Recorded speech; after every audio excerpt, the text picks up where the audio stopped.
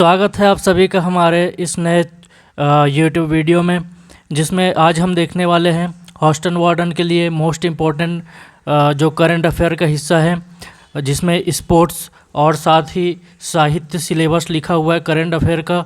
तो ये part number 1 होने वाला है। इसमें हम लोग साहित्य के बारे में जितने भी फैक्ट है, जितने भी करंट अफेयर है जो कि 1 जनवरी 2024 से 1 अगस्त 2024 तक बने हुए करंट अफेयर सबको हम डिस्कस करेंगे। पार्ट 2 में क्या आएगा, आपके स्पोर्ट वाले जितने भी करंट अफेयर हैं वो सब चीज़ आएगा।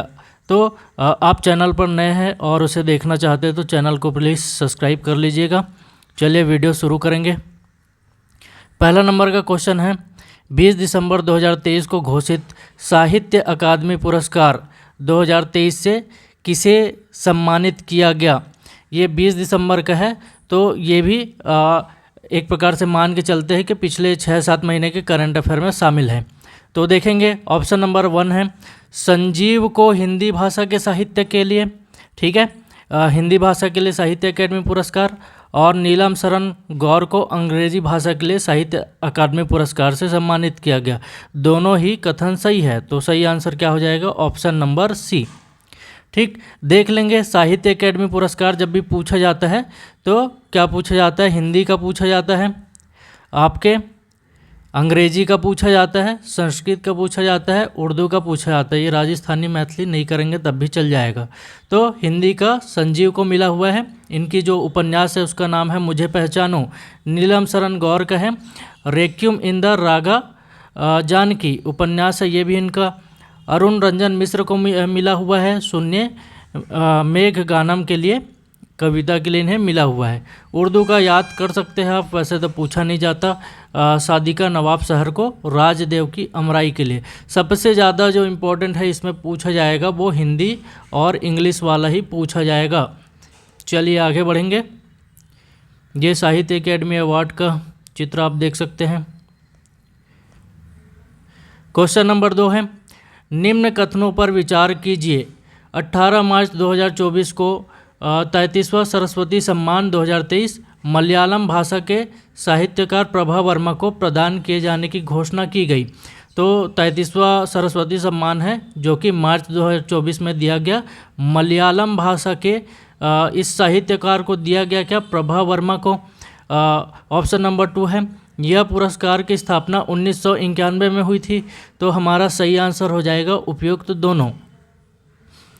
किसे मिला हुआ है, आपके हाल ही में सरस्वती सम्मान तो प्रभा वर्मा जी को मिला हुआ है। आगे हम पूरे फैक्ट देख लेते हैं इसके बारे में।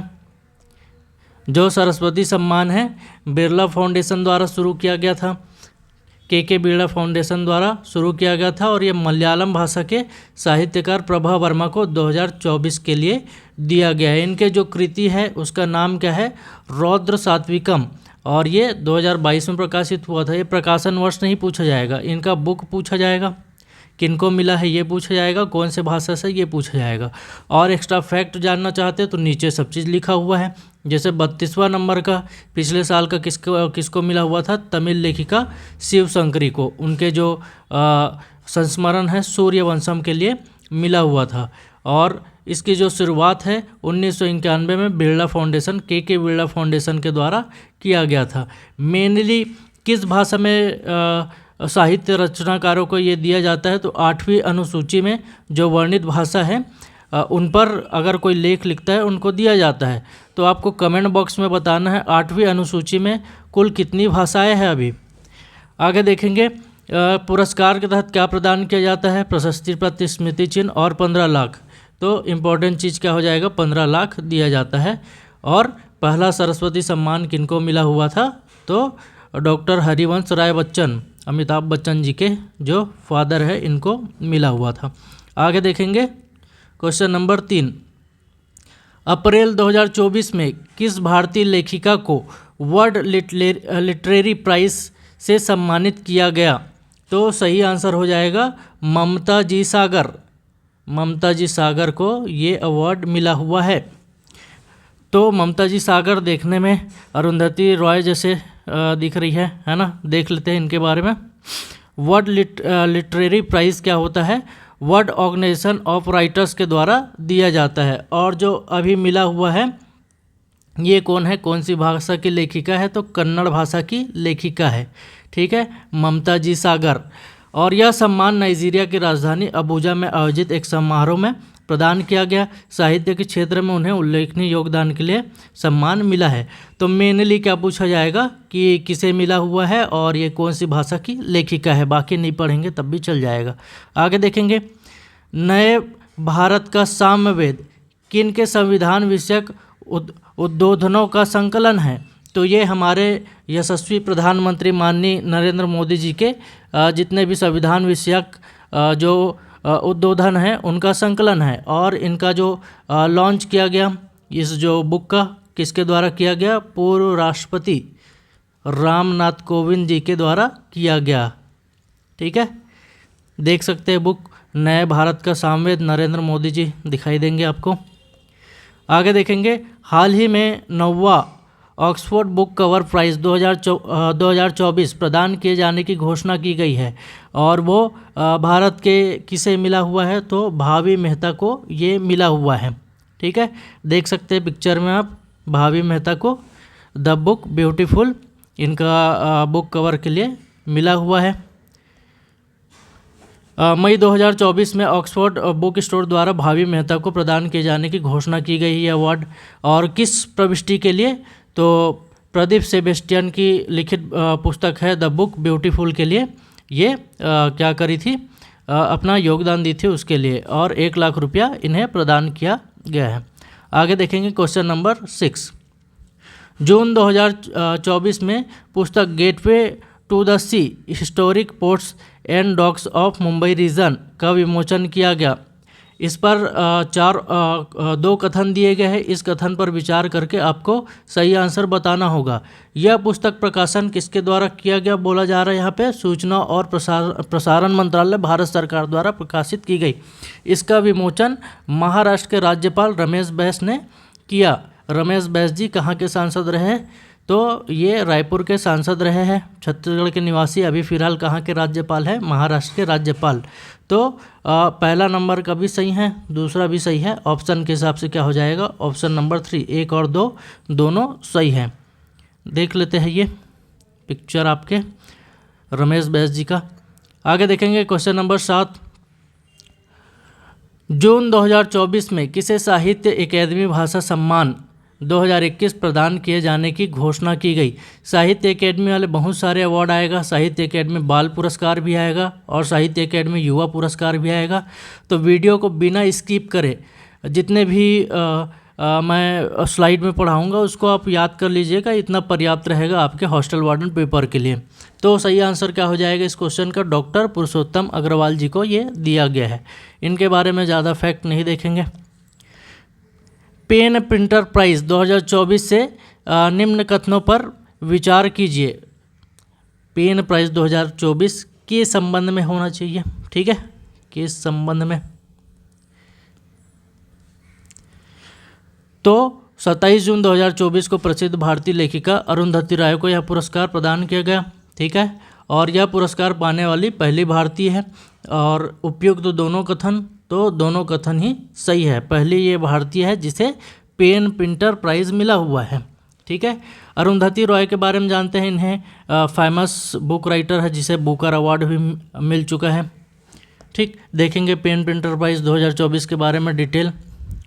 27 जून 2024 को प्रसिद्ध भारतीय लेखिका अरुंधति रॉय को प्रतिष्ठित सम्मान प्रदान किए जाने की घोषणा की गई और अक्टूबर 2024 को प्रदान किया जाएगा उन्हें। अडिग और अटल लेखन के लिए यह पुरस्कार प्रदान किया जाएगा, ठीक है। इसका इंग्लिश नाम देख सकते हैं, अडिग और अटल का। यह पुरस्कार पाने वाली पहली भारतीय है। और इससे पहले बताया था कि उनके जो उपन्यास है the God of small things, इसके लिए उन्हें बुकर पुरस्कार भी मिल चुका है। आगे बढ़ेंगे question number 9। International Booker Prize 2024 निम्नलिखित में से किसने जीता। जेनी एरपेनबेक, गीतांजलि श्री, अरुंधति रॉय और वीएस नेपाल। तो सही आंसर हो जाएगा जेनी एरपेनबेक। और जेनी एरपेनबेक कहाँ की रहने वाली है, तो ये जर्मनी की रहने वाली। इनके पुस्तक का नाम क्या रहेगा, तो देख सकते हैं इनके पुस्तक का नाम है कायरोस, ठीक है। पुस्तक बोले तो इसके उपन्यास का, कहाँ की लेखिका है, जर्मन लेखिका है जेनी एर्पनबेक। आगे देखेंगे क्वेश्चन नंबर 10, मई 2024 में किसे पहला प्रोफेसर नवल किशोर राष्ट्रीय सम्मान 2024 प्रदान किए जाने की घोषणा की गई है? डॉक्टर अतुल जैन, डॉक्टर निवेदिता प्रसाद, डॉक्टर गिरिजा शंकर, डॉक्टर मनीष त्रिपाठी, ठीक है। सही आंसर क्या है इसका? डॉक्टर निवेदिता प्रसाद। इनका पिक्चर आप देख सकते हैं यहाँ पे।